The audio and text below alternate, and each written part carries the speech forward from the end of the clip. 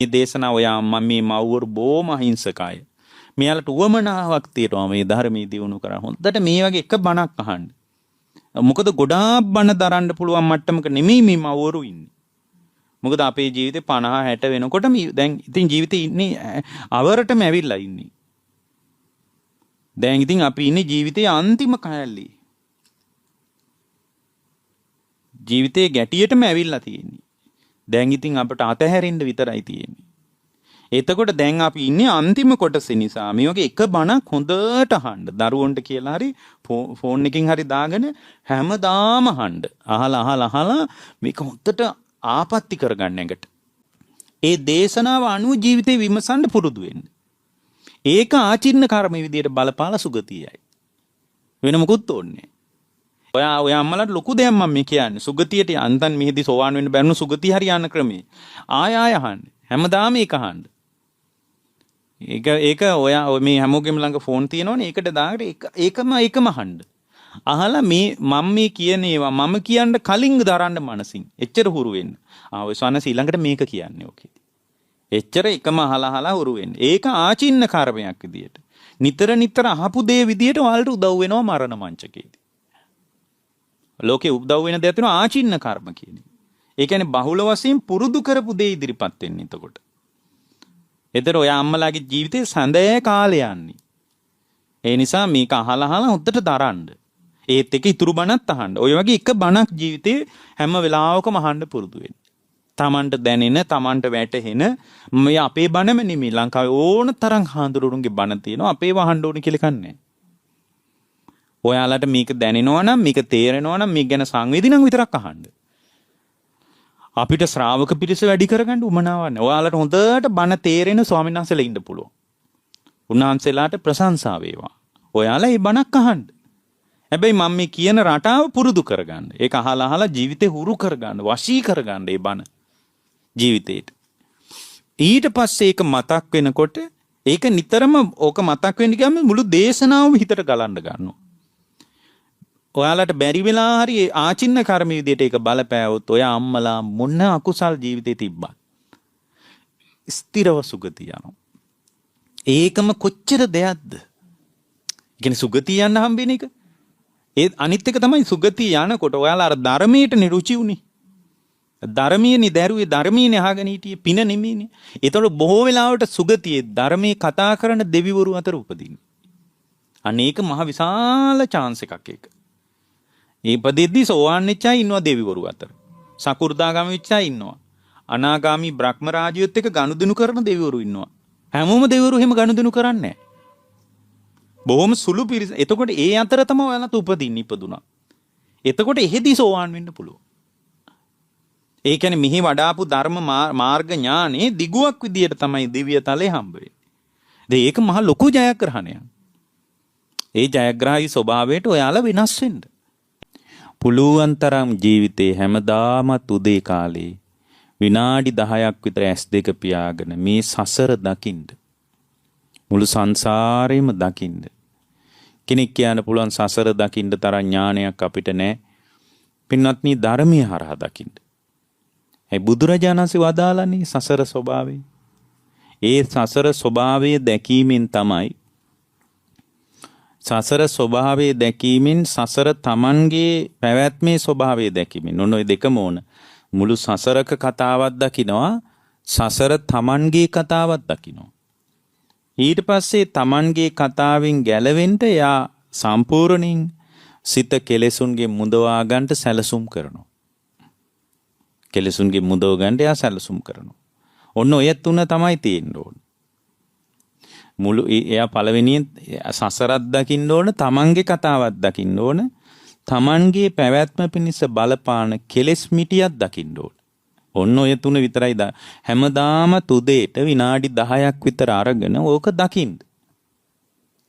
ඊට පස්සේ පුළුවන් භාවනා කරන ඒවා වෙනද කරා. මොනවා හරි භාවනා කළාට මුකුත් වෙන්නේ නැහැ. දැන් ලංකාවේ මිනිසුන්ට ඕන කොහොම හරි භාවනා ටිකක් කරන්න. ඉතින් කොහොම හරි භාවනා කරලා තියෙනවනේ භාවනා මධ්‍යස්ථානවල ආයතනවල සති භාවනා දවස් 15 කරානේ. නමුත් ඔයාලට දිට්ඨි සම්පන්න ශ්‍රාවකත්වයේවත් සමහර අයට මුණ ගැහිලා නැහැ. චිත්ත සමාධියත් බොහොම පහළ ඉන්නේ සමහර අය. එයා කියනවා මම සති භාවනාවම 15කට සම්බන්ධ වුණාය 20කට සම්බන්ධ වුණාය කියා එයා කියනවා. හැබැයි එහෙම කිව්වා කියලා. ඔය පින්නතුලා හොඳට මතක තියාගන්න. ඒකෙන් අපිට ලොකු යහපතක් වෙලා නැත්තේ ඔයාලට එතනින් අයහපතක් වුණ නිසා නෙමෙයි. ඒ ආයතන වලින් ඔයාලට යමක් කමක් නොවුණා නෙමෙයි. ඒ ආයතන වලින් සුභසිද්ධියක් නොවුනාම නෙමෙයි. මේකන් නෙමෙයි වෙලා තියෙන්නේ. ඒතර මෙතන වෙලා තියෙන්නේ පින්වත්නි ඊට වඩා වෙනස් කතාවක්. මොකද්ද වෙලා තියෙන්නේ? පින්වත්නි බුදුරජාණන් වහන්සේ වදාළ ධර්මයට අනුව අපි ක්‍රමානුකූලව ඉස්සරහට ඇවිල්ලා නැහැ. ඒකට භාවනාව විතරක් හරියන්නේ නැහැ. එහෙනම් භාවනාව විතරක් හරියනවා නම් බුදුරජාණන් වහන්සේ භාවනාව ගැන විතරක් කියනවනේ. සීල සමාධි ප්‍රඥාවක් ගැන නිවදාලේ. එතනින් විමුක්ති ඥාන දර්ශන උපදිනවා කිව්වේ. එතකොට ඒක විතරක් බෑ මේ කාලේ. මේ කාලේ ගොඩාක් අය පටලවාගත්ත තැනක් තමයි ජීවිතේ හිතනවා භාවනාව විතරක් කරන්න කියලා. භාවනාව විතරක් කරන කෙනාගේ සිත ඇතුළට හැකිලෙනවා. එයාගේ සිත උපාදානේ නොවි පිරුණම් පෑම දක්වා යන්නේ නැහැ. භාවනාව විතරක් කරන කෙනෙක්ගේ සිත ඇතුළට හැකිලෙනවා. අජ්ජත්තං ඇතුළාන්තයට හිත හැකිලෙනවා. මම කියන කතාව බොරු නම් උද්දේශ විභංග කියන සූත්‍රේ බලන්න. ඇතුළාන්තයට හිත හැකිලෙනවා. ඒ ඇතුළාන්තයට හිත හැකිලුණාම වෙන දෙයක් තියෙනවා. මොකක්ද දන්නවද? භාවනා කරනකොට ඇති වෙන ආධ්‍යාත්මික අත්දැකීමක් තියෙනවනේ. භාවනා කරනකොට යා තුල ඇති වෙන ආධ්‍යාත්මික අත්දැකීමක් තියෙනවා. ඒ භාවනා කරනකොට ඇති වෙන ආධ්‍යාත්මික අත්දැකීමට එයා එකතු වී වාසය කරනවා. ඊට පස්සේ ඒක හරිම ආස්වාද ජනකයි. හොඳ ප්‍රීතියක් තියෙනවා. භාවනා කරනකොට සිත බොහොම සංසුන්, කැළඹිලි සහගතකමක් නැහැ. ආරම්මණග්‍රාහීව සිත වික්ෂිප්ත වී හැසිරෙන්නේ නැති ඒක බොහොම හොඳ එකක්. ඊට පස්සේ හොඳ එකක් කියලා එකට හිතාගෙන ඒක හොඳ එකක් ඇත්තටම. ඒක බලාගෙන තමයි ඊළඟ දවසේ ඉඳලා භාවනා කරන්නේ. යම් කිසි චිත්ත සමාධියක් තිබුණා නම් හොඳට බලන්න මේ චිත්ත සමාධිය අරමුණු කරලා භාවනා කරන්න ඊට පස්සේ. එයා නිවන අරමුණු කරලා භාවනා කරන්නේ. භාවනා කරනකොට කාය පස්සද්ධියක්, චිත්ත පස්සද්ධියක්, සිතේ සසල වීමක් මිනිසු තුල එනවා. ඒ භාවනා කරන හැම මිනිහෙක්ගෙම හිතේනවා ඒක. අරමුණු මත හිත හැසිරෙන්නේ නැති වුණාම එහෙම සංයමයක් ඇතුළාන්තයෙන්ම එනවා. ඒක හිම ආවට ඒක බල ඊට පස්සේ ඒක මේ සාමාන්‍යයෙන් අරමුණු පස්සේ දුවනවට වඩා හොඳයිනේ. ලෝකේ අරමුණු පස්සේ දුවනවට වඩා ඒක ප්‍රණීත අත්දැකීම. අරමුණු පස්සේ දුවනවට වඩා හරි රසවත් ඒක. හරිම හොඳයි ඒක. දැන් අරමුණු පස්සේ අපි දුවන්නේ සතුට බලාගෙනනේ. ඔයාලා දරුවා දිහා බලන්න කැමති, දරුවා වෙනකම් මඟ බලාගෙන ඉන්නේ, දරුමුණුබුරෝ එක උයලා පියලා කාලා කෑම මේසේ එකතු වෙලා ඉන්නේ. ඒකෙන් ඒ අම්මට ආස්වාදයක් තියෙන නිසානේ. දැන් උන් ඉස්සරහට සිංහල අලුත් අවුරුදු. දරුවෝ එනකන් මම අම්මලා බලාගෙන ඉන්නවා. දරුවන්ගේ කටහඬ ඇහෙනකම් බලාගෙන ඉන්නවා. දරුවොත් එක්ක ගනුදෙනු කරන්න බලාගෙන ඉන්නවා. ඒ දරුවන්ගේ දරුවොත් එක්ක ගෙදර වැඩ කරන්න බලාගෙන ඉන්නවා. ඒ වෙනුවෙන් කැවුම් උයන්න බලනවා, කිරිබත් හදනවා, එක ඒවා හදනවා, උයනවා, බලනවා, කරනවා. හැබැයි මේ විදිහට හොයලා බලලා උයලා පිහලා කාලා බීලා ඉන්න එකෙන් ඔයාලා බලාපොරොත්තු වෙන්නේ ඉවයින් ඔයාලට ආස්වාදයක් තියෙනවා. සමහරට දරුවෝ නැතුව ඉද්දී ඔයාලට වැඩ නැහැ. දරුවෝ හිටියම් වැඩ වැඩි. හොඳට බලන්නකෝ. දරුවෝ ඉන්නකොට නමුත් මේ වැඩවලට අපි ආසයි. උදේම 3ට විතර නැගිටලා දරුවෝ වෙනුවෙන් උයන්න අම්මා ආසයි. නමුත් 3ට විතර නැගිටලා උයන එක මහා කරුමයක් නේ. විශාල දුකක් නේ 3ට නැගිටලා උයන්න වෙනවනම්. අපේ ගෙවල් වල අපින්නත් 6 විතර වෙනකන් නිදා ගන්න මිනිසුන්ගේ සිත නින්දට ආසයි. අපි නිදා ගන්න කැමති. නමුත් 3ට නැගිටලා උයන්න වෙනවා නම් ඒක ඒ අම්මට දුකක් නේ. නමුත් ඒ දුක එයා බාර ගන්නවා දරුවා වෙනුවෙන්. ඊට පස්සේ දරුවට ඒ ටික කවලා දරුවා කන දිහා බලාගෙන එයාට හරි සතුටක් එනවා. එයාට හරි සතුටුයි. හරි වෙහෙසකුත් තියෙනවා. නමුත් සතුටක් තියෙනවා. ඒ සතුට මොකක් නිසාද? අරමුණු මත පදිංචි වෙලා ඉන්න නිසා. ඒ අරමුණු මත අපි පදිංචි වෙලා ඉන්නේ මමත්වයේ පදනම් කරගෙන. මොකක් පදනම් කරගෙනද? මමත්වය. මේ මගේ දරුවා මේ මගේ දරුවට හොඳට කණ්ඩ දෙන්න ඕන. මගේ කුසින් වදාපු දරුවනේ මේ ලෝකෙ ළමයිට කණ්ඩ දෙන්න ඕන කියලා එකක් අපිට නැහැනේ.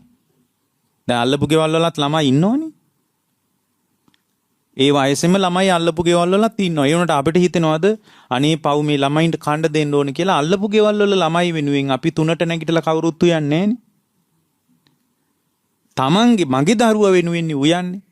එහෙනම් මගේ දරුවා කියන මානසික ගතිකත්වය තුල අරමුණු මුණ ගැහෙනකොට එතකොට අපිට එක දෙයක් තේරෙනවා බුදුරජාණන් වහන්සේගේ බුද්ධ දේශනාව ඇතුලේ අපි ජීවත් වෙනකොට අපේ ජීවිත අත්දැකීම් වල හරි ලස්සන දෙයක් අපේ ජීවිතේට ඉතාම වැදගත් දෙයක් තමයි භාග්‍යවතුන් වහන්සේගේ බුද්ධ දේශනාව අපේ ජීවිතවලට සසඳා බලනවා නම් ඒ සංසන්දනය කර බලන කෙනා ක්‍රමානුකූලව ප්‍රඥාව ටිකෙන් ටික උසලා තියන්න ඕන.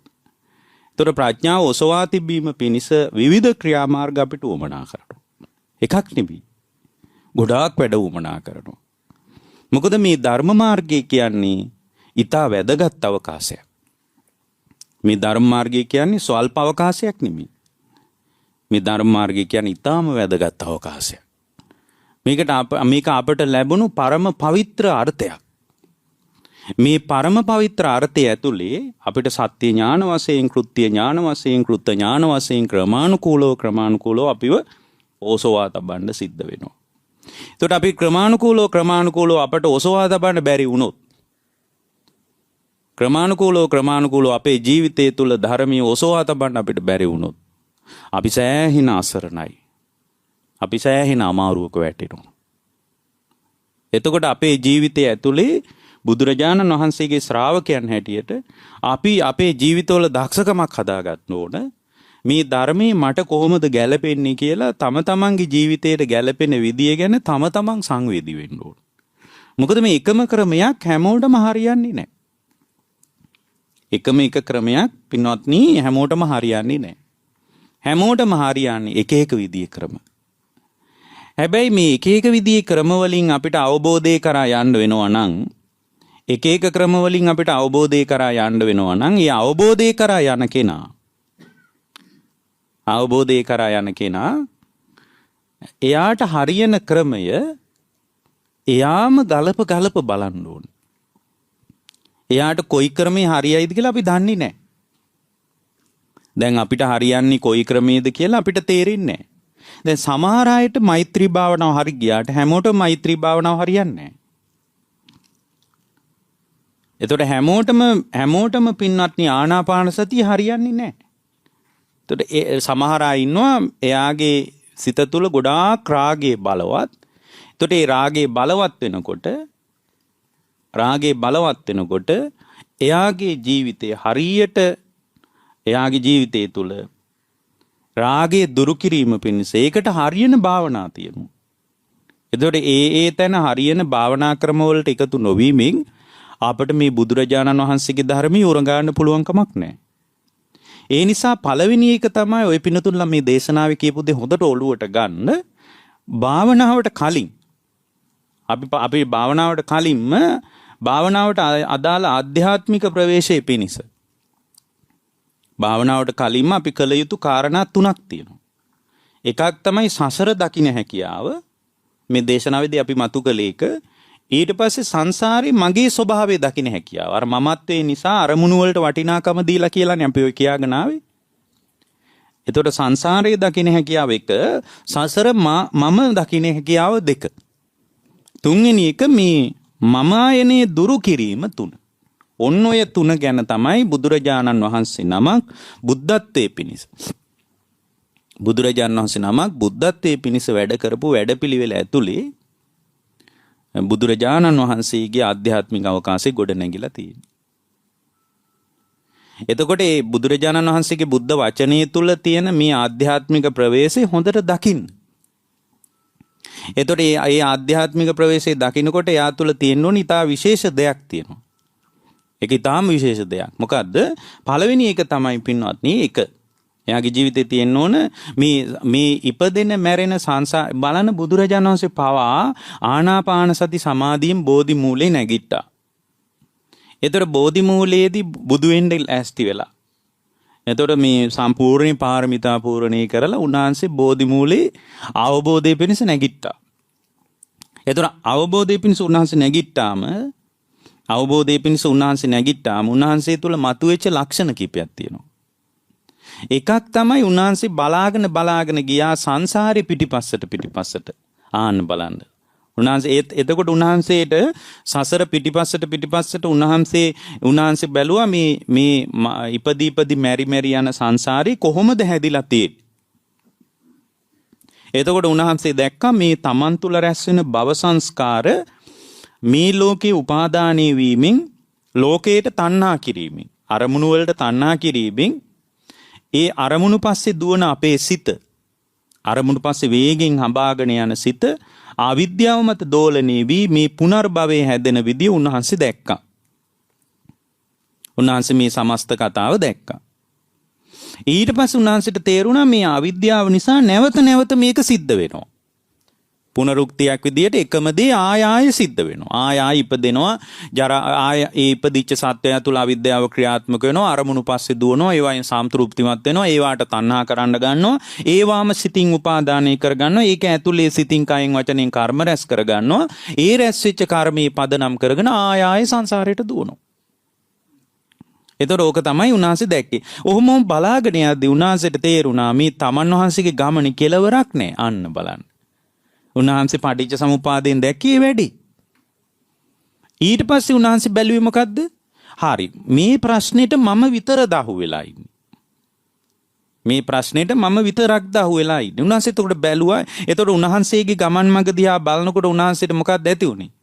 උන්වහන්සේට ඇති වුණා පුබ්බේ නිවාසානුස්සති ඥානයක්. අන්න බලන්න. පුබ්බේ නිවාසානුස්සති ඥානයකින් උන්වහන්සේ බලාගෙන යනකොට මේ සසර පරත්තරක් කෙලවරක් කොනක් පේන්නේ නැහැ කියලා දැක්කා. එයින් බලාගෙන පිටිපස්සට ගියා. එහෙම පිටිපස්සට බලාගෙන යනකොට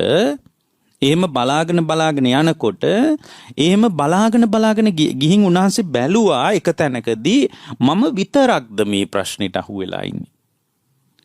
ඒ කියන්නේ මම විතරක්ද? එතකොට උන්වහන්සේ බැලුවා නෑ මේ ලෝකේ සියලු සත්‍යයන්ගේ පොදු සාධකයක. ඔක්කොම සත්‍යයන් මේකට යටයි කියලා බැලුවා. එතකොට ඔක්කොම සත්තු මේකට යටයි කියලා උන්වහන්සේ බලනකොට උන්වහන්සේ තුල ඇති වුණා චුතූපපාත ඥානය.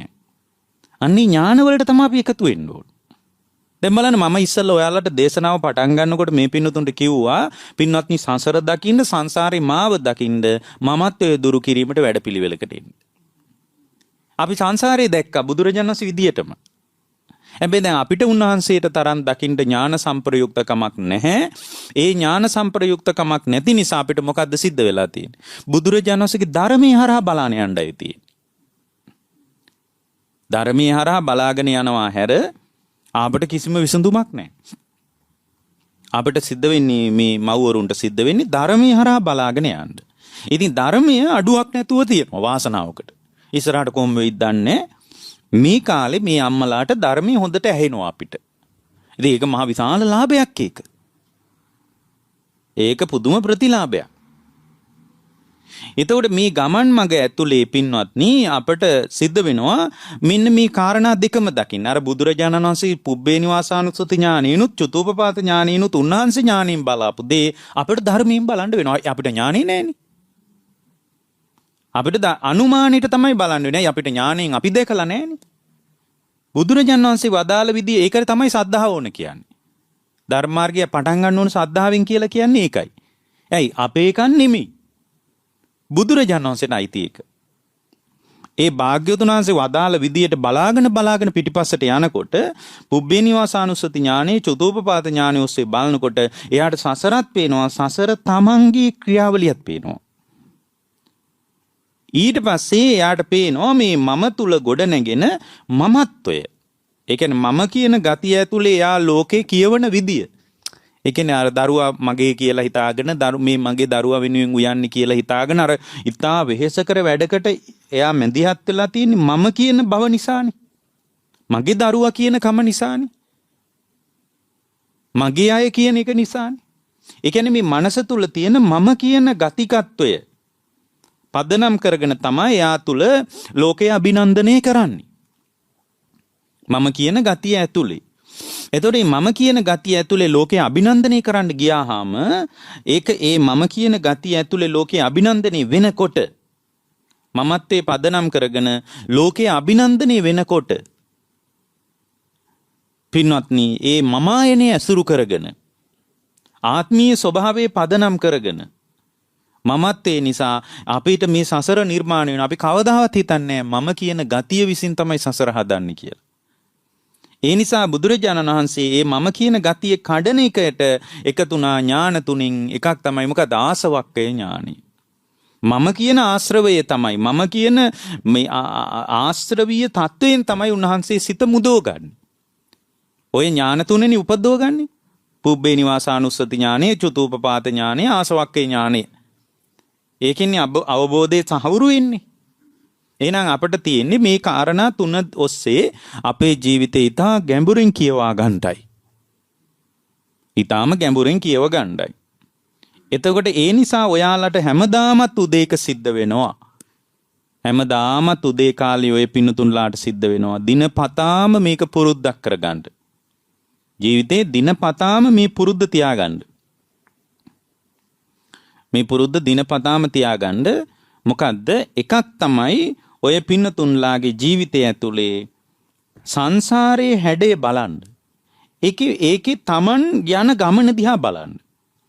මේ සසර යන්නේ මමායනේ නිසා නේද කියලා දකින්න. මමත්වයේ දුරු කිරීමෙන් ලෝකෝත්තර වෙනව නේද කියලා දකින්න. එච්චරයි. අපේ ඒකායන ඉලක්කේ මමත්වයේ දුරු කිරීම. භාවනා කිරීම නෙමෙයි. සීල රකින්න එකත් නෙමෙයි. දන් දෙන එකත් නෙමෙයි. හාමුදුරුවන්ට උදේට ගිහින් දානි දීලා එන එක නෙමෙයි අපේ ප්‍රධාන වැඩේ. ප්‍රධාන වැඩේ මමත්වයේ දුරු කිරීම. මොකද ලෝකේ යම් තාක් ගිනි ගන්නවා නම් ඒ ගිනි ගන්නේ මමත්වයේ නිසා. මමත්වේ නැති තැනක ලෝකේ ගිනි ගැනීම නැහැ. ලෝකේ ගිනි ගන්නේ මමත්වේ නිසා. මමත්වෙන් තොර තැනක ලෝකේ ගිනි ගන්නෑ. හැම වෙලාවකම ලෝකේ ගිනි ගැනීම තීරණය වෙන්නේ මමායනේ නිසා. මමත්වේ නිසා, පුද්ගල බව නිසා, ආත්ම දෘෂ්ටිය නිසා. මමත්වෙන් තොර තැනක ලෝකේ ඇවිලෙන්නේ නැහැ. කවදාවත් මමත්වෙන් තොර තැනක ලෝකේ දැල්වෙන්නේ නැහැ. නිවීමක් තියෙන්නේ. හොඳට බලන්න මමත්වේ නැති තැනක ඔයාලා අවුල් වෙලා නැහැනේ. හොඳට මමත්වේ නැති තැනක ලෝකේ වැටුණා කියලා, කැඩුණා කියලා, බිඳුණා කියලා අපි අඬන්නේ නේ. දැන් පෞගේ කාල නාය යනකොට මිනිසුන්ගේ ගෙවල් නාය ගියාට අපි ඇඬුවේ නෑනේ. යම් ධර්ම සංවේගයක් අපට ඉපදුනා. අනේ මිනිසුන්ට මෙහෙම නොවුණා නම් හොඳයි. ඒක මිනිසුන්ගේ හෘද සංවේදීකමක් නේ. අර කරුණාවට එන එකක් නේ. අනේ පව් මේ මිනිස්සු මෙහෙම නොවුණා නම් හොඳයි කියලා මිනිසුන්ට හැමෝටම හිතුණා. හැබැයි අපි අඬන්න ගියේ නෑනේ. අපි ඒ ඇඬුවේ වැළපුණේ ඒ gedara හිටපු මිනිස්සුනේ. ඒ gedara පාවිච්චි කරපු, ඒ gedara හදපු, ඒ gedara වැඩ කරපු, ඒ gedarට දරදී ඇදපු ඒ ඉඩකඩම් වල උරුමකාරයෝනේ අඬන්න පටන් ගත්තේ. එහෙනම් මේ උරුමය කියන්නේ කඳුල උපද්දවන එක. අපි උරුමකාරකමට ආසා වුණාට පින්වත්නි හොඳට ඔළුවට ගන්න මේ උරුමකාරකම කියන්නේ කඳුළු උපද්දවන තැන. නමුත් අපි හරි ආසයි උරුමයට. කවදාවත් කිසි උරුමයකට උරුමකම් කියන්නේ නැති මට්ටමට සිත උපේක්ඛා සහගත කරගන්න. සිත මැදහත් කරගන්න. එතකොට මේ පුද්ගල බව කියන එක අපිව හරියට අවුල් කරන එකක්, දවන එකක්. එහෙනම් අපිට තියෙන වැඩ තුනයි. ඒක තමයි බුදුරජාණන් වහන්සේ අපහසුවෙන් දුර්ගේශ්වරී කඳුපන්ති ඇසුරු කරලා අප්‍රමාණව දුක් විඳලා. ආයේ පොඩි දුකක් නෙමෙයි. දුර්ගේශ්වරීව කළ ගත කරපු දුක පොඩි එකක් නෙමෙයි. ඔය අපේ මහා සීහනාද සූත්‍රය වගේ දේශනා ඇති YouTube එකේ අහලා බලන්න උන්වහන්සේගේ දුක පොඩි එකක් නෙමෙයි. ඔන්න තරම් දුක් විඳද කියලා ඔය දුර්ගේශ්වරී කඳුපන්තියට ගියාමම තේරෙනවා. දුර්ගේශ්වරී කඳුපන්තියට ගියපු අය දන්නව ඇති මහා පින්වත්නි ඒ කඳුපන්තියේ බුදුරජාණන් වහන්සේ නමක්ගේ මහා විශාල දුක අදත් ලියවිලා තියෙනවා. ඒ කඳුපන්තිය වයසට ගිහින් කඳුපන්තිය. දුර්ගේශ්වරී කඳු බෑවුමින් බෑවුමට බුදුරජාණන් වහන්සේ බෝධිසත්වවරයෙක් විදියට අප්‍රමාණව දුක් විඳා. උන්වහන්සේ ඇසුරු කළේ කඳු පන්තියනේ. ඉතින් ඒ කඳු පන්තියේ දවස් ගාණක් නිකම්ම වැටිලා ඉඳලා තියෙනවා. කවුරුත් නෑ අත දෙන්න. ඒක නැගිටවන්න කෙනෙක් නෑ. ආහාර නැතුව විමුක්තිය හොයද්දී අර ඒ කාලේ තිබුණානි ක්‍රම දුෂ්කර ක්‍රියාවක්. ඒ කියන්නේ අත්කිලමතාන යෝගී කියලා ප්‍රධාන ක්‍රමයක් තිබ්බනේ ඒ කාලේ පැවිදි වෙච්ච අය කරපු. උන්වහන්සේ ඒක කරලා බැලුවා, අන්තයට කරලා බැලුවා. උන්වහන්සේ කඳු පන්තියේ අතර වැටිලා ඉඳලා තියෙනවා දවස් ගණන්. ආහාර නැතුව දවස් ගණන් ඉඳලා තියෙනවා. මුල් කාලේ උන්වහන්සේ හරි ලස්සන කෙනෙක්. ඒ උන්වහන්සේගේ ස්වරූපය සම්පූර්ණයෙන් වෙනස් වුණා. මිනිහෙක් දැක්කම බය හිතෙන මට්ටමට ඇස් එහෙම යට ගියා කියනවා. බලන්න පින්වත්නි, රාජභෝජනේ වළඳලා හේමන්ත ගිම්හාන වස්සාන කියන ඍතු වලට වෙන වෙනම මාලිගා තිබුණු අපගේ බුදුරජාණන් වහන්සේ බෝධිසත්වරයෙක් විදියට ගිහි කාලේ බඳු මහ රාජකීයෙක්නේ අපි සරණ ගිය බුදුරජාණන් වහන්සේ. ඒ ඔක්කොම අතහැරලා දාලා මේ සම්පූර්ණයෙන් දුර්ගේශ්වරී කඳුපන්තියට උන්වහන්සේ ගියාම මුල් කාලේ පිණ්ඩපාතේ වඩිනකොට මිනිස්සු දානි බෙදන්න නැතුව බලාගෙන ඉන්නවලු. එච්චර ලස්සනයි කියනවා. සිවුරු පොරෝගෙන උන්වහන්සේ මැටි පාත්‍රයකුත් අරන් ගයක් ගන්න මේ පාරට වැඩියාම මිනිස්සු දානි ගෙනල්ලා මූණ බලාගෙන ඉන්නවලු. කවුද මේ මුනිවරයා කියලා. දිව්‍ය ලෝකෙන් බැසපු දිව්‍ය පුත්‍රයෙක්ද, බඹලොවින් ආපු බ්‍රහ්ම රාජයෙක්ද, ත්‍රිවේද ප්‍රාප්ත බ්‍රාහ්මණයෙක්ද?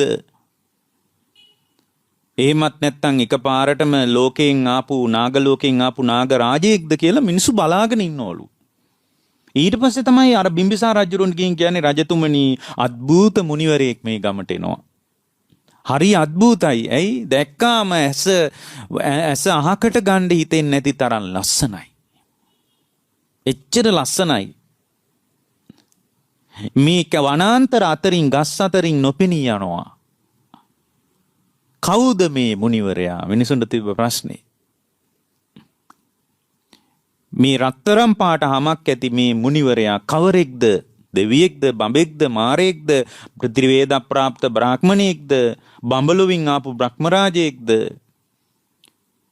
තව්තිසාවෙන් වැඩිය දිව්‍ය පුත්‍රයෙක්ද, සුයාමෙන් ආපු දිව්‍ය පුත්‍රයෙක්ද කියා මිනිස්සු හරියට ප්‍රශ්න හරි මිනිස්සු අතර ලින්වල ලින්දට එකතු වුණාම කඩපිල මේ එක එක තැන් වලට එකතු වෙලා කතා වෙනවලු. මෙන්න මෙබඳු මුනිවරයෙක් කෙනවනේ මේ පැත්තේ.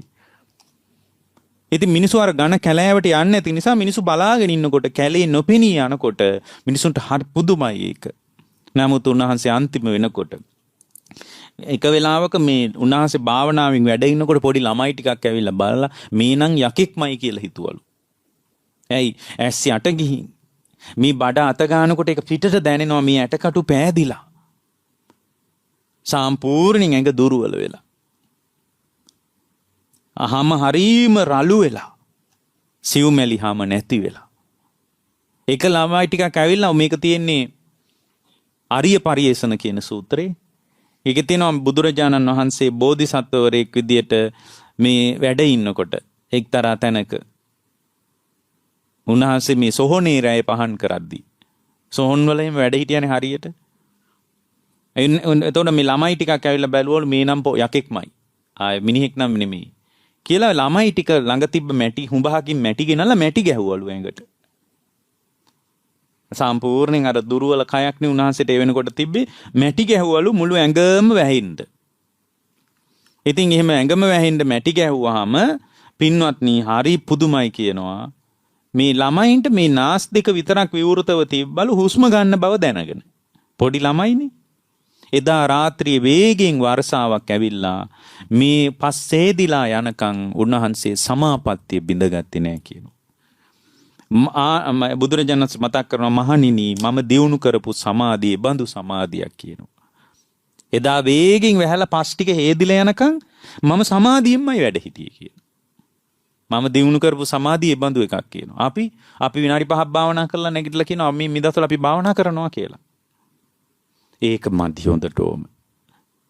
එතකොට උන්වහන්සේ මේ බඳු කැපකිරීම කරලා හොයාගත්ත ලස්සන ධර්මයක් තියෙනවා. ඒක හරි ලස්සන එකක්. ඒක වඩනකොට හරීම සංසිඳීමක් එන්නේ. පුදුම නිවීමක්, පුදුම සුවපත් වීමක් අපි තුල එන්නේ. ඒක අග්‍රයි. ඒක ජීවිතේට හරි වටිනා එකක් පින්වත්නි. එතකොට ඒ වටිනා ධර්මයේ ඇතුලේ අපි මොකද කරන්න ඕන පින්වත්නි? පුළුවන් තරම් දැන් අපිට වැඩ තුනයි තියෙන්නේ. හොඳට මේ දේශනාව අහගෙන හිටියනම් හොඳට තේරෙනවා සසර දකින්නකම, සසර තමන්ව දකින්නකම මේ සංසාරයට මම අදාළ වෙන්නේ මම කියන බවක තිබ්බොත්. මම කියන බව තිබ්බොත් මම සසරට අදාළයි. එහෙනම් අපි දුරු කළ යුත්තේ ජීවිතේ නෙමෙයි. මම ආයනයයි දුරු කරන්න ඕන. අපිට පොඩි වැඩයි තියෙන්නේ. ඔය ජීවිතේ වලට ලැබිච්ච මේ ජීවිතේදී ඒක ඔයාලා වෙනදා වගේම ගනුදෙනු කරගෙන වැඩපොළ කරගෙන හොඳට පිළිවෙලට ඇඳලා පිරිසුදුව කෑම ටික කාලා ගෙවල් දොරවල් අතුපතු ගාගෙන වෙනදා වගේම ඉන්නවා. මොකුත් වෙනසක් නැහැ. දුරු කරන්නේ මමත්වය. එතකොට මේ මමත්වය දුරු කිරීම කියන එක මම කියලා අපි රැවටිලා ඉන්නේ මේ ගතට.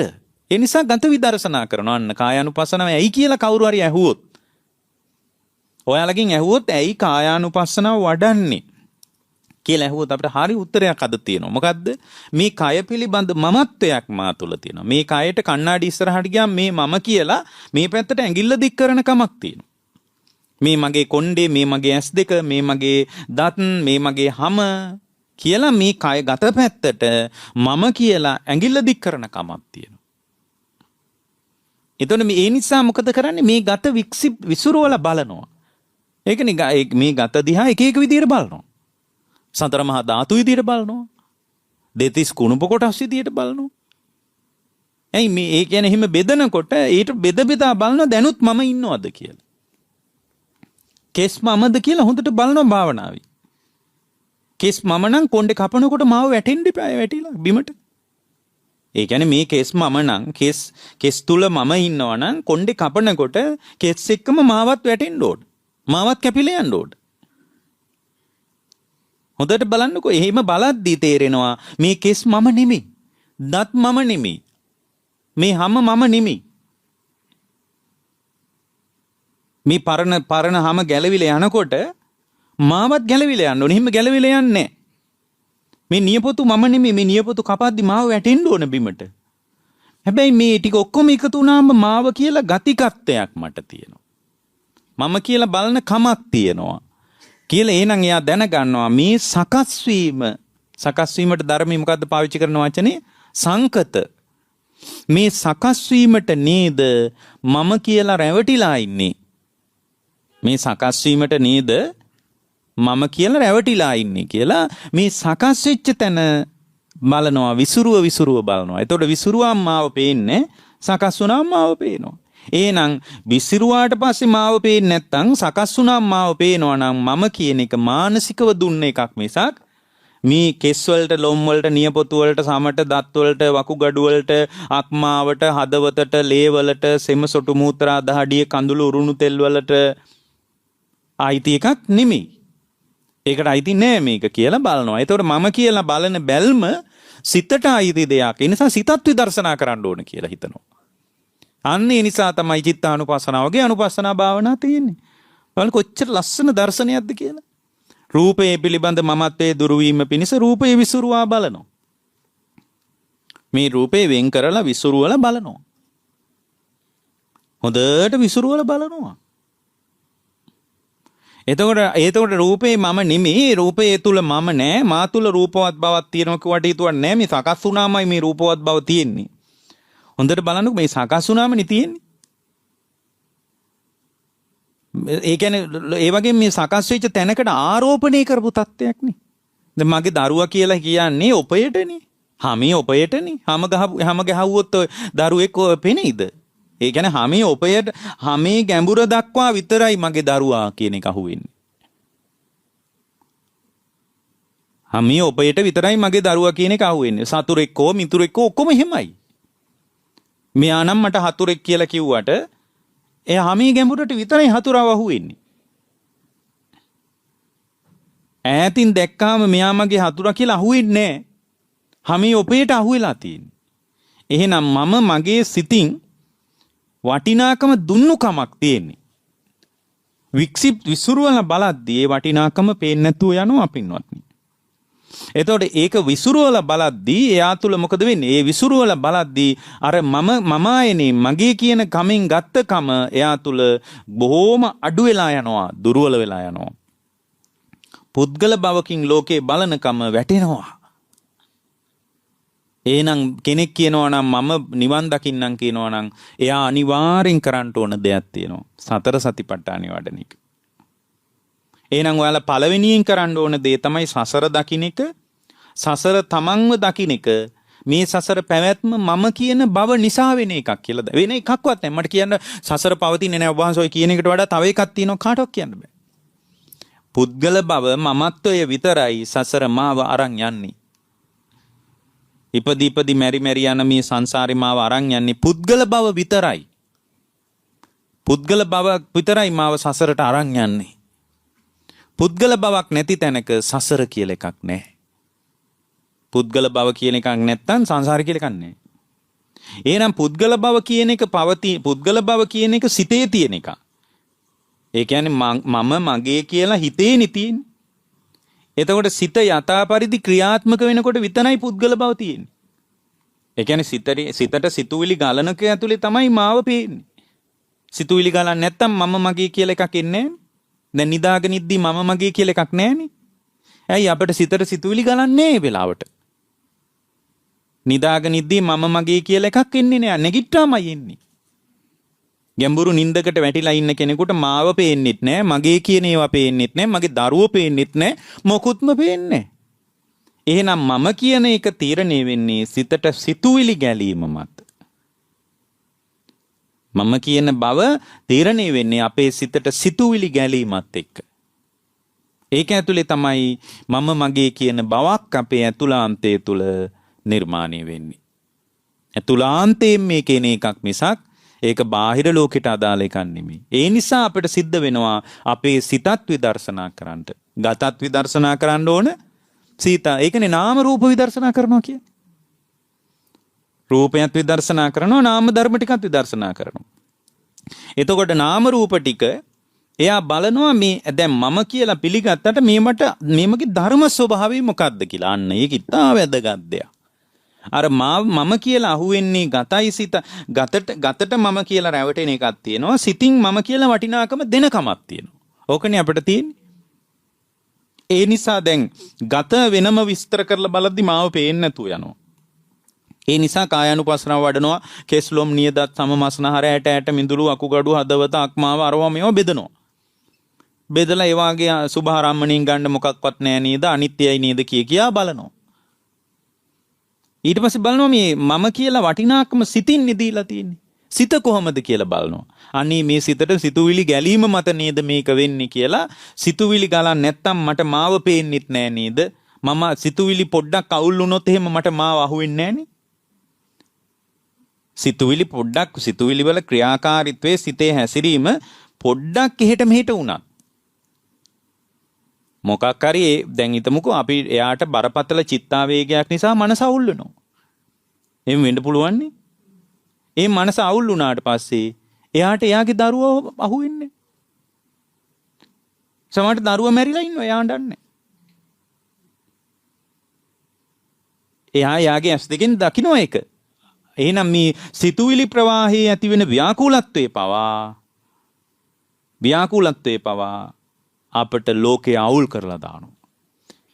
එහෙනම් මේ සිතට සිතුවිලි ගැලීම මත තමයි මම කියන ගතියකින් ලෝකයට ආරෝපණය කරලා ඒ ලෝකයේ මත දැවටිලා අපි වාසය කරන්නේ. නිසා සිත වෙනම විදර්ශනා කරනවා, ගත වෙනම විදර්ශනා කරනවා. ඒ නිසා තමයි බුදුරජාණන් වහන්සේ නාම රූප ධර්මයන් විදර්ශනා කරන්න කිව්වේ. ඊට පස්සේ ඒ නාම රූප වෙනම බලලා රූපයට මම කියලා බලන එකක් තියෙනවා, සිතින් මම කියලා වටිනාකම දෙන කමක් තියෙනවා. ඒ නිසා ගතද සිතද දෙකම වෙනම විදර්ශනා කළ යුතුයි. විකල්පයක් නෑ වෙන. ඒ නිසා ගත සහ සිත දෙක විදර්ශනා කිරීමට කලින් හරි වැදගත් දෙයක්. විදර්ශනා කිරීමට කලින් අපි කරනවා මේ ගතට ආවේනික තත්වයක් සිතේ ස්වභාවයත් ගතේ ස්වභාවයත් දෙක දකිනවා. ඒකට අපි කියනවා ධර්ම ස්වභාවය දකිනවා කියලා. එතකොට තමයි රූපය මොකද්ද, රූපය මොන වගේද කිය තේරුම් ගන්න. ඇයි අපි ඒකනේ ඔය කියන්නේ රූපය කියන්නේ සතර මහා ධාතුන්ගෙන් හැදිච්ච ඒවා. ඒකෙන් හැදිච්ච උපාදාය රූප 24ක් ඔය කයේ තියෙන්නේ. මේ කය විතරයි බලන්නේ. අපිට හරි ලේසි දෙයක් තියෙන්නේ. මේ ගෙවල් දොරවල් ඉඩ කඩන් දීපල ඒවායේ රූප ඒව බලන්නේ අපි. ඇයි විදර්ශනාවට ගන්නේ සවිඥානිකකයි විතර. අඩුම මැරිච්ච මිනිහෙක්වත් විදර්ශනාවට ගන්නෑ. මැරිච්ච මිනිහෙකුට මෛත්‍රියවත් අපි වඩන්නේ. මෛත්‍රී සමාධිය වැඩෙන්නේ නැහැ එතකොට. ඇයි හැම වෙලාවකම ධර්මයේ භාවනාවට ප්‍රාමාණික සාක්ෂි විදියට ගන්නේ සවිඥානික සත්වයාව. කවදාවත් ඕගොල්ලෝ මැරිච්ච කෙනෙක් වෙනුවෙන් මෛත්‍රිය වඩන්න එපා. දැන් අපි හිතමුකෝ දෙමව්පියෝ මැරිලා. අනේ මගේ දෙමව්පියෝ සුවපත් වේවා, දුක් නැත්තෝ වෙත්වා, බිය නැත්තෝ ඒ වඩන්නේ. මෛත්‍රී සමාධිය උපදින්නේ. ඇයි හැම වෙලාවකම භාවනාවට ගන්නේ සවිඥානික කය, සවිඥානික සත්වයා. විදර්ශනා කරන්නේ වෙන්නේ අවිඥානික දේවල් විදර්ශනා කරන්නේ නැහැ. ධර්මයේ කොතනකවත් උගන්වලා නැහැ අවිඥානික දේවල් විදර්ශනා. අවිඥානික දේවල් පරිහරණය කරනවා අපි. අවිඥානික දේවල් තියෙන ඒවා පරිහරණය පාවිච්චි කරනවා. මේ ඇඳපුටු මේස විදර්ශනාවට ගන්නෑ. මේ මේසේ හොඳට පාවිච්චි ඒවා විදර්ශනාවට ගන්න වගේ එකක් තිබ්බොත් තමයි හිතෙන්නේ අනේ ඇඳ හරියන්නේ නැහැ මම බිම නිදියන්නේ අද ඉඳලා වගේ එකක් එන්නේ එතකොට. ඔයාලට මේ වෙලාවේ සුව පහසු ඇඳක් හම්බෙලා තියෙන්නේ පරණ ලොකු පිනක් කරලා. ඒකයි සුව පහසුවෙන් නිදා ගන්න හම්බෙලා තියෙන්නේ. ඔයාලා සුව පහසුවෙන් නිදියද්දී කී දෙනෙක් ඉන්නවද බෝක්කු යට අද? එතකොට ඔයාලගේ කතාව බෝක්කුවක් ඇතුලේ ලියවුනේ නෑනේ. ඔයාලගේ කතාව සුව පහසු කාමරයක ලියවිලා තියෙන්නේ. ඒක ඔයාලා පෙර කරපු පින. ඉතින් ඒකට අභියෝග කරන්න එපා. ඒක භුක්ති විඳින්න. ඒක පරිහරණය කරන්න.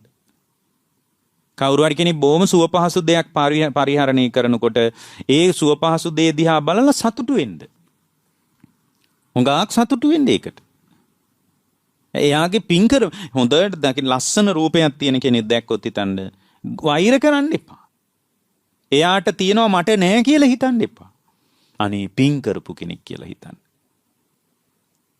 හොඳ සුව පහසු වාහනයක යනවා නම් ඔයාලා පයින් යනවා නම් හිතන්න පින් කරපු අනේ යා හොරෙක් ඔය හොරකම් කරන්න ඇති දේශපාලකෙක් වෙන්න ඇති දේශපාලකයෝ නම් හොරු ඔහොම හිතන්න එපා. බෞද්ධයෝ එහෙම හිතන්නේ නැහැ. බුදුරජාණන් වහන්සේගේ ශ්‍රාවකයෝ එහෙම හිතන්නේ. එතකොට යාට එළිය අරගලයක් පේනවා. හිතන්න එයා කොච්චර වරද්ද ගත්තත් සසර පින් කරපු කෙනෙක්.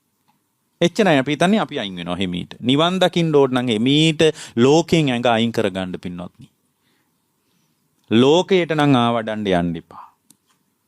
කවුරු හරි කෙනෙක්ගේ සුව පහසු ජීවිත, සුව පහසු ගෙවල් දොරවල්, සුව පහසු මන්දිර, සුව පහසු යාන වාහන පිනේ පුණ්‍ය විපාකයක් හැටියටයි ඔයාලා දරන්න ඕන. එයා හොරකම් කළාද වංචනිකයෙක්ද ඒක එයා තුල රැස් වෙච්ච මහා බරපතල නව අකුසල සංස්කාරයක්. ඒකට ළඟදිම යාට විපාක හම්බ වෙයි. ඉතින් යාට ඒක විපාක හම්බ වෙයි ලෝක ධර්මයේ විසින්. නමුත් යම් කෙනෙක් මේ මොහොතේ සැප විඳිනවා නම් ඒක පිනක් පින්වත්නි. මේ වෙලාවේ දැන් බලන්න මෙතන එළිය ගොඩාක් රස්නේ. මෙතන අපි සුව පහසුට බණානවා. පිනක්. අපේ ජීවිතේ පිනක් ඒක. මේ වෙලාවේ දාඩිය දාලා පාරට වෙලා මහ විශාල විඩාවකින් හිටගෙන ඉන්න මිනිස්සු අතර අපි මේ වෙලාවේ හරි සනීපෙට අත් දෙක එකතු කරලා බණහනවා. පිනනේ පින්වත්නි. ඒක ඔයාලා දැනගන්න. අනේ අපිට මේක නෑ අරක නෑ කියලා හිතන්න මේපා. හැම වෙලාවකම හිතන්න මම පින් කරපු කෙනෙක්. ඒකනේ මංගල සූත්‍රය කියන්නේ පුබ්බේච කත පුඤ්ඤතා. මම පෙරපින් ඇති කෙනෙක් කියන දැක්ම හැම වෙලාවෙම තියාගන්න ජීවිතේට ගරහන්න එපා. මොනවා තිබ්බත් නොතිබුණත් ජීවිතේට නම් කවදාවත් ගරහන්න එපා. මේ ජීවිතේ පිරිනිවන් පෑම පිණිස ලැබිච්ච එකක් කියලා හිතන්න. අන්න එතකොට කඳුළු අතරින් විමුක්තිය මතුවේ. කඳුළු අතරින් දර්ශන සම්පත්තිය මතුවේ. එතකොට එහෙනම් ගතද සිතද දෙකම වෙන වෙනම විදර්ශනා කරද්දී ඒ ධර්ම ස්වභාවය දකින්නකොට ඒවායේ ඇති වෙන නැති වෙන කමක් පේන්නේ. ගතේ සහ සිතේ ඇති වෙන නැති වෙන කමක් පේන්නේ. එතකොට ඒ ගතේ සහ සිතේ ඇති වෙන නැති වෙන කම හට ගැනීම බිඳීම ඔච්චරයි වෙන්නේ. මේ කයට අයිති දේ ඔච්චරයි. හට ගන්නවා බිඳිනවා. ආය අලුතෙන් හට ගන්නවා ආය බිඳිනවා. ඒක උපතේ සිට මරණය දක්වා වෙන එකක් නෙමෙයි හැම වෙලාවකම වෙන එකක්. ඇයි මේ රූප කලාප වශයෙන් තියෙන්නේ? මේ රූප කලාප හැම වෙලාවෙම ඇති වෙලා හැම වෙලාවෙම නැති වෙලා යනවා. ආය අලුතෙන් හට ගන්නවා අලුතෙන් බිඳිලා යනවා. අලුතෙන් ආය හට ගන්නවා ආය බිඳිලා යනවා. එතකොට ඒ කෙනා තුළ අලුතෙන් හටගෙන අලුතෙන් බිඳිලා යන එක හැම මොහොතකම හැම වෙලාවකම වෙන එකක්. ඒ කාලයක් ගියාම තමයි අපට තේරෙන්නේ ඒක ඒ කියන්නේ බිඳීමේ වේගවත්කමේ පරිමාව අපිට ඇස් මට්ටමට අහුවෙන්නේ නැහැ. ඇස් මට්ටමකට අහු වුණත් කාලයක් ගියාම අහුවෙන්නේ. ඒකයි සාමාන්‍යයෙන් අවුරුදු 20ක් 25ක් යනකොට තමයි වෙනස් වෙච්ච බව පේන්නේ. කාලයක් අනේ දැන් වැහැරිලා නේද කියලා. එයා එකපාරම වැහැරුණාද? නිරතුරුවම වැහැරි ආවේ. එකපාරම අවුරුදු 40කින් 50කින් පස්සේ වයසට කියන්නේ මේ. ඉපදිච්ච දවස් ඉඳලා වයසට යමින් ආවේ. එතකොට දැන් අපි කියනවා කතාවට දැන් නම් 60යි වයසයි කියලා. නෑ හැමදාම වයසට යමින් ආපු සසරක්. එතකොට මේ ස්වභාවය දකිමින් අපි මොකද කරන්නේ? මේ ස්වභාවය දකිමින් අපි මේකේ අනිත්‍යතාවය දකින. අන්න ඒකයි විදර්ශනා හැකියාව. ඉපදීම බිඳීම දකින්න එක විදර්ශනාව නෙමෙයි. ඉපදීම බිඳීම දකින්න එක තමයි ධර්ම ස්වභාවය දකිනවා. ඉපදීම බිඳීම ස්වභාවයක්. විදර්ශනාව කියන්නේ ඉපදීම බිඳීම ස්වභාවය නම් අනිත්‍යයි කියලා බලන එකයි විදර්ශනාව. ඉපදීම බිඳීම ස්වභාවය විදර්ශනාව නෙමෙයි. ඉපදීම බිඳීම කියන්නේ ධර්ම ස්වභාවය. ඉපදීම බිඳීම ප්‍රාමාණික නම් හේතුව නම් ඉපදිලා බිඳිලා යන කමක් නම් දෙන්නේ ඒක අනිත්‍යයි නේද කියලා බලන එක. අන්නේ බල්මයි විදර්ශනාව කියන්නේ. එහෙම බලනකොට ප්‍රඥාව මෝරනවා. අන්න තනයි ප්‍රඥාව මෝරන්නේ. ඒකයි කියන්නේ අනිච්චානුපස්සනා භාවිතා බහුලී කතා ජවන පඤ්ඤම් පරිපූර්ණති.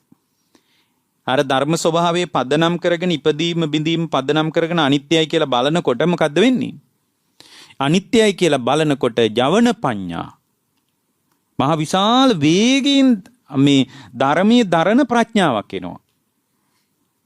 ඒ ප්‍රඥාව මේරුවාට පස්සේ ඕක හැම වෙලාවෙම පේන්න ගන්නවා. බණහද්දි විතරක් නෙමෙයි හැම වෙලාවකම පේන්න ගන්නවා. ඒ ඉපදීම බිඳීම දෙකෙන් පෙළෙන නිසා ඉපදිලා බිඳිලා ආය ඉපදී බිඳෙන එකෙන් පෙළෙනවා මේ රූපය. මේ ගත සිත පෙළෙනවා.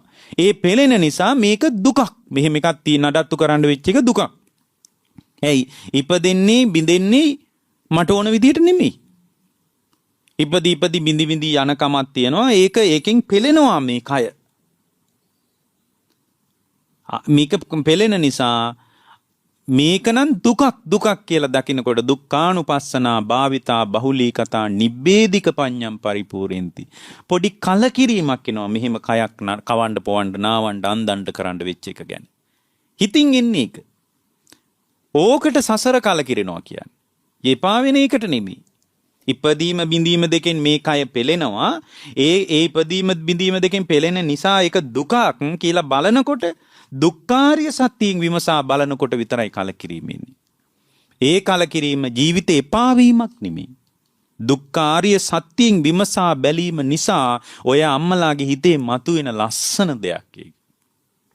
ඒකෙන් එහෙමනම් ඉපදීම බිඳීම දෙකෙන් පෙළෙනවා නම් මේක දුකක් නම් කලකිරිය යුතු දෙයක් නම් කෝ මට ඕන විදියට ජීවිතය කෝ මගේ වසඟේ පවත්වන්න පුළුවන් රූපය කියලා මමත්වයෙන් ගන්න පුළුවන් කොයි කෑල්ලද කියලා ආය විමසා බලනවා.